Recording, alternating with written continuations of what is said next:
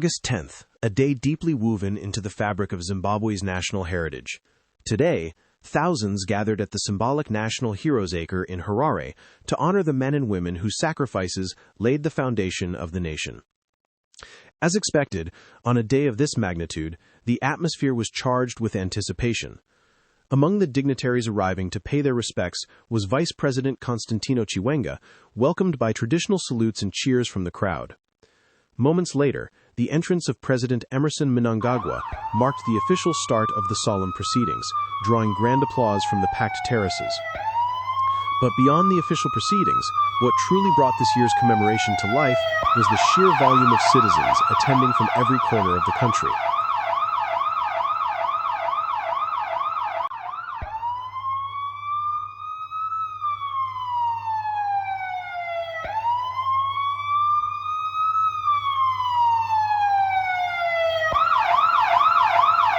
Among the diverse crowd, one group stood out unmistakably: members of the Apostolic faith, popular as the Masowe church sector. Clad in their distinctive white garments, their presence turned the terraces into a sea of white. Their vibrant energy and unity added an unforgettable cultural depth to the day's gatherings. Then came the highlight that had everyone talking. Sungura icon Alick Macheso took to the stage, delivering his signature guitar riffs and classic hits. In a scene that broke all routine, thousands of Masowe congregants joined the general public in lively dancing to the infectious beats of Sungura music. Seeing traditional religious groups seamlessly joining the crowd in celebration under Macheso's electrifying performance brought a joyful spirit of unity to the sacred venue.